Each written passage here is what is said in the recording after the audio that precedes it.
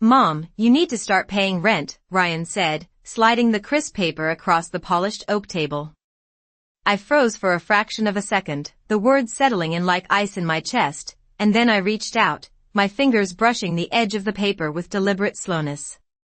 The dining room felt impossibly still, the soft light from the chandelier bouncing off the glassware and casting tiny reflections on the walls.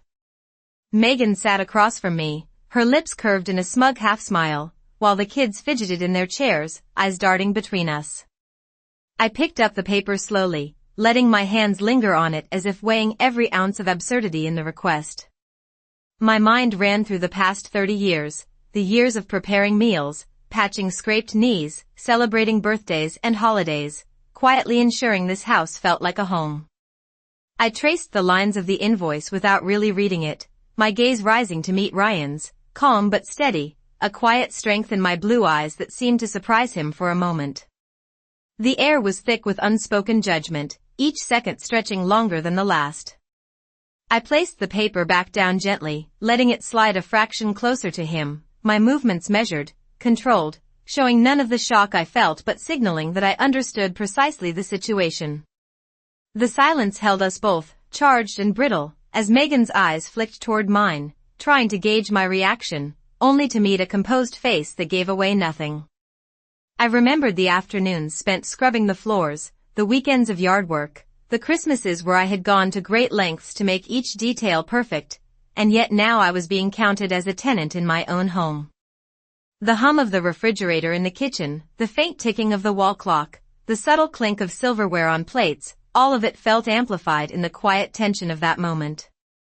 Everyone watched me closely, the room holding its collective breath, waiting for me to respond in a way that would shatter the fragile poise of civility, and I didn't.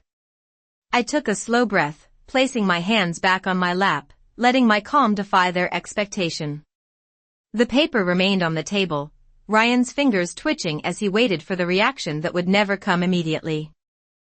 I let the weight of the years, the silent endurance, and the quiet authority settle in the room like a tangible presence, and the tension pulsed in waves, subtle but undeniable, as if the walls themselves were aware of the shift about to occur. Nothing in my face betrayed the turmoil inside, yet every careful gesture carried the depth of unspoken meaning. I shifted slightly, straightening in my chair, letting my silver hair catch the light, a reminder that decades of experience and observation were not easily undermined. The children exchanged uneasy glances, sensing the power in stillness, while Megan's half-smile faltered ever so slightly as she realized this confrontation was not going to unfold the way she had envisioned.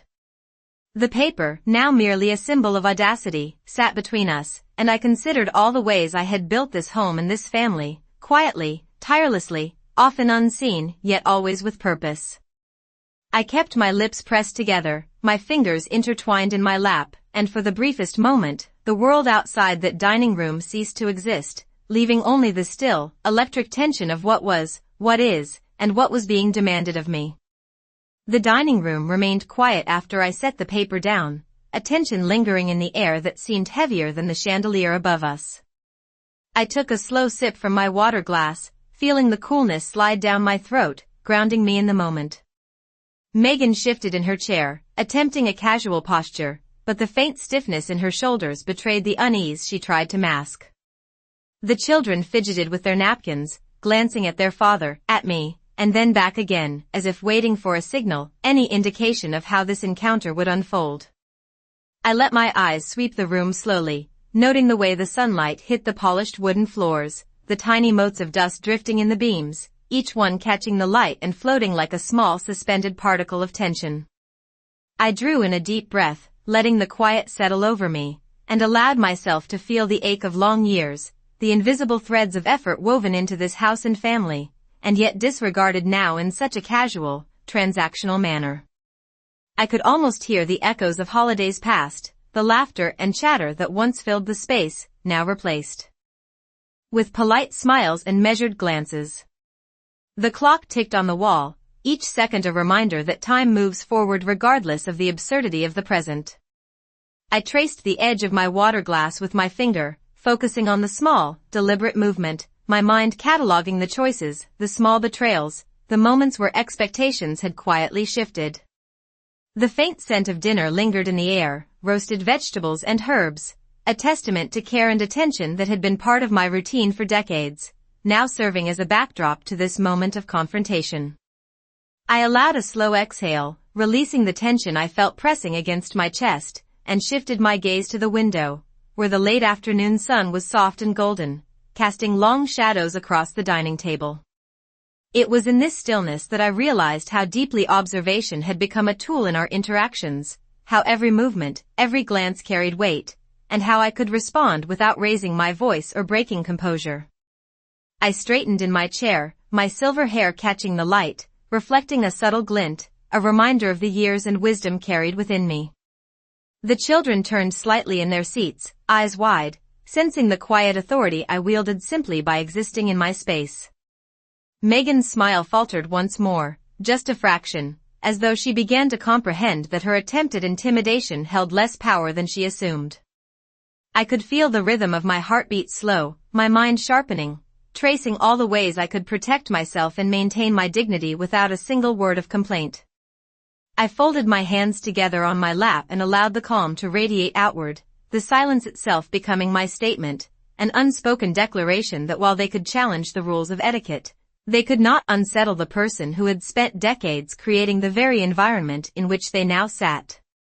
I let my eyes rest briefly on Ryan, holding his gaze just long enough to convey awareness and measured patience, before letting them drift to the children again, signaling that no matter the situation, the quiet strength of this household matriarch remained intact. The subtle creak of the chairs as they shifted, the gentle clatter of silverware as Megan adjusted her fork, and the soft rustle of napkins were all magnified in the still room, each sound echoing the tension that had been carefully built and now hung in the air like a suspended breath, waiting for the moment when true action, deliberate and calm, would be necessary. The sunlight streaming through the dining room window cast long shadows across the polished oak floor, highlighting the careful arrangement of plates and silverware that had been set earlier in the afternoon. I sat with my hands resting lightly on my lap, letting the quiet stretch, observing each subtle movement around the table. Megan shifted slightly in her seat, the rustle of her dress a faint sound that seemed louder in the stillness, and I noticed the small tightening of her jaw as she glanced at Ryan, who in turn avoided my gaze, his fingers drumming gently on the edge of the table. The children fidgeted in their chairs, eyes flicking back and forth between us, sensing the tension yet unsure how to react. I allowed myself to notice each detail, from the gleam of the chandelier reflecting in the wine glasses to the faint aroma of roasted chicken lingering in the air, and I let the awareness of these details ground me, anchoring me in the moment rather than letting the sting of the situation sweep me away. My mind wandered to the years I had spent maintaining this home, preparing meals, and ensuring that family traditions were upheld with care and consistency. Every holiday, every birthday, every simple weeknight dinner had been carefully orchestrated to provide warmth and stability, and yet now I was faced with a blatant disregard for all that had been quietly done. I exhaled slowly, noticing how the soft ticking of the clock seemed to mark the passing seconds with heightened intensity. My eyes lingered on Megan again, her smile faltering just slightly as if she realized that her attempt to control the narrative of the evening was not as assured as she had hoped. I allowed a calmness to radiate outward from my posture, subtle yet unmistakable, a quiet assertion that while words could be thrown, they would not destabilize the core of who I was. The paper lay between Ryan and me, its presence a reminder of the absurdity of the demand, yet also a symbol of the silent control I could maintain over my reaction. I traced the rim of my glass with my finger, the gentle circling motion. A small meditation, a tether to clarity and patience. The children watched, wide-eyed, absorbing the quiet strength I displayed, and even Ryan seemed momentarily unsettled by the steady gaze I held upon him, as if trying to measure whether my composure could be shaken. The afternoon light shifted, softening the edges of the room, and I let a slow exhale release the tension I carried within, acknowledging it without letting it dictate my demeanor. Each breath, each deliberate pause, became a subtle declaration of intent, a reminder that influence could be wielded in silence and that power was not always loud or immediate. Megan's shoulders drooped imperceptibly, the faintest sign of uncertainty, and I let the moment stretch, allowing every second of stillness to accumulate weight in a way that words could not. I focused on the room, the table, the objects, and reflections, and I let the careful observation of these details reinforce my awareness, knowing that the calm, deliberate attention I displayed was as effective a response as any spoken rebuttal. The hum of the refrigerator, the distant sound of traffic outside, and the muted murmurs of the children filled the space with life, yet the tension remained palpable, a thin thread connecting us all, waiting for the next move that would inevitably unfold in the quiet authority I had claimed for myself. The afternoon light continued to filter softly through the curtains, brushing the edges of the table and casting delicate patterns across the room. I allowed my gaze to drift over the surface, noticing the small imperfections in the wood that I had polished countless times, each one a silent testament to years of care and attention. Megan reached for her glass, the faint clink against the rim echoing slightly in the quiet space, and I noted the precision in her movements, the subtle ways she measured each action as if the room itself might judge her. Ryan shifted in his seat, his fingers lightly tapping the edge of the paper he had laid before me, a rhythm that seemed to mark the passage of tension rather than time. The children watched with wide eyes, their curiosity tempered by an unspoken sense of the gravity of the moment. I drew in a slow, controlled breath, feeling the air fill my lungs and release it with deliberate calm, each exhale a way to ground myself in presence, rather than let anxiety or frustration take hold. My mind wandered briefly to the years of preparation, the countless evenings spent organizing meals, the careful planning of holidays, birthdays, and small weekly traditions, all of which had created the fabric of family life, now stretched thin by a single demand. I allowed myself a brief moment of reflection, the memories of laughter, quiet conversations, and small victories over the ordinary challenges of life, reinforcing a sense of quiet resilience. My fingers remained lightly clasped in my lap, a gentle anchor, as I observed the interplay of light and shadow in the room, the subtle shimmer on the polished floors, and the tiny motes of dust that seemed to float suspended in golden streams of sunlight. Megan's gaze met mine fleetingly, a flicker of uncertainty passing through her expression, and I let the stillness deepen, showing through presence rather than words that the control of this room, and the calm authority within it, rested firmly in my hands. I traced the rim of my glass with a fingertip, circling slowly, each motion a meditation, a reminder of measured patience and deliberate composure.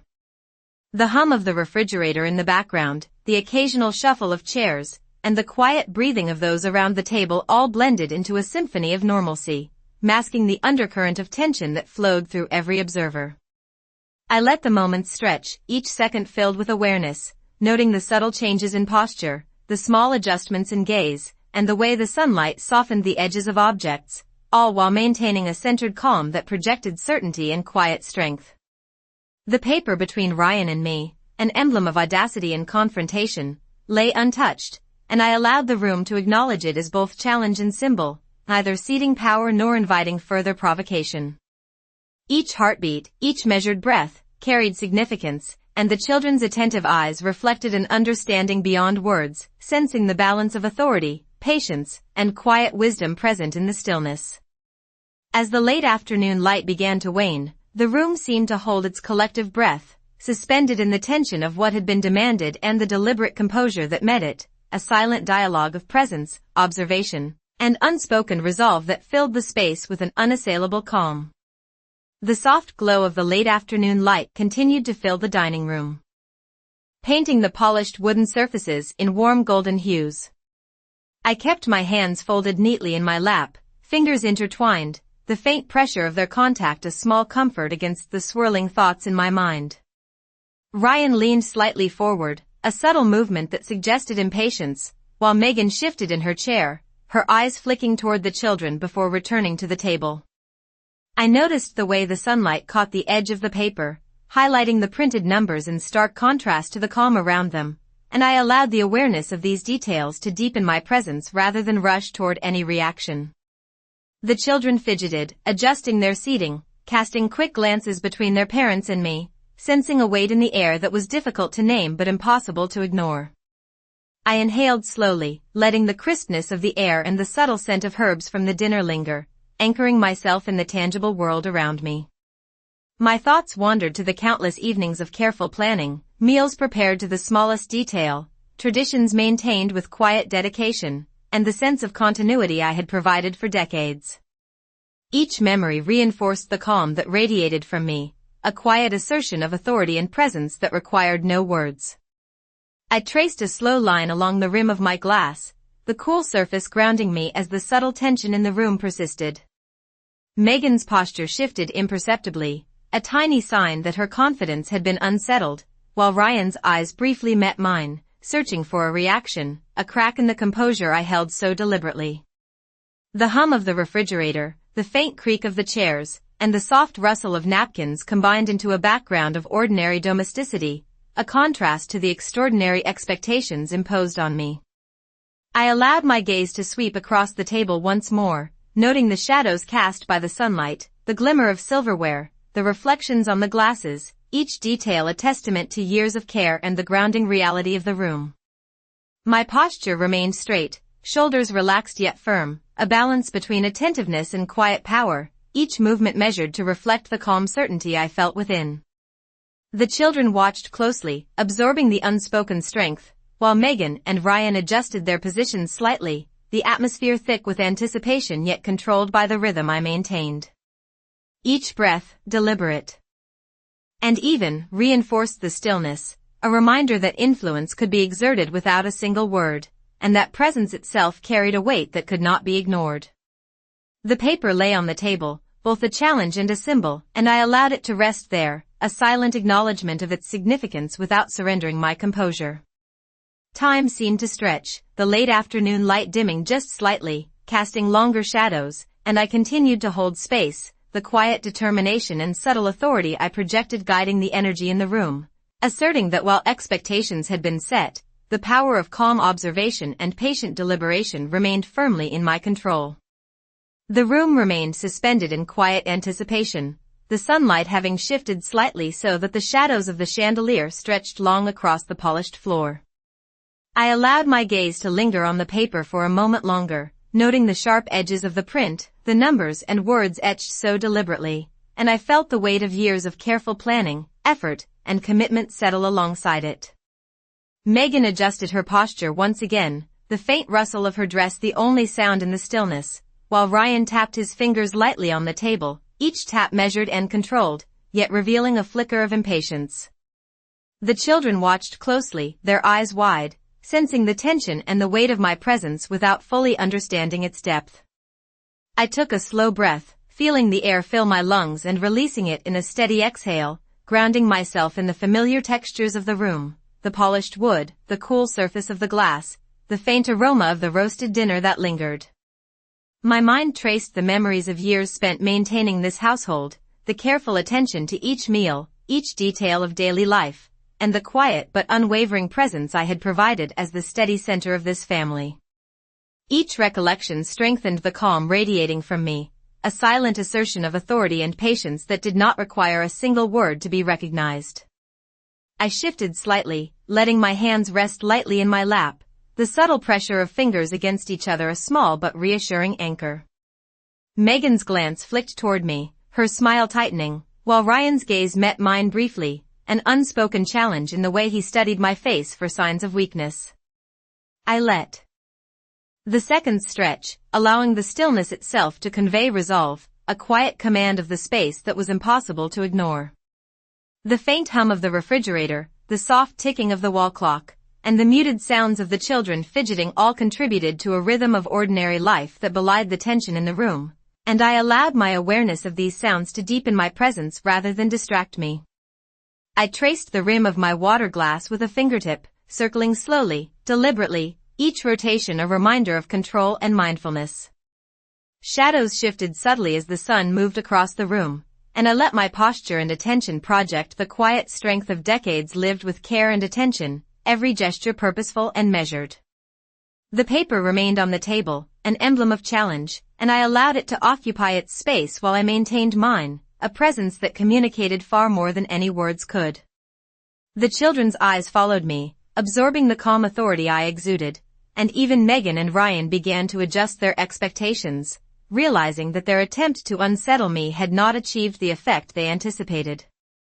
Each breath, each careful glance, each subtle movement reinforced the invisible boundary of influence and patience, reminding everyone at the table that presence, composure, and silent awareness carried a weight that did not require confrontation to be felt. The late afternoon light softened further, casting a warm glow that seemed to settle around me, and I allowed the stillness to become my ally, each second a quiet declaration of enduring strength and calm authority within the home I had built and nurtured.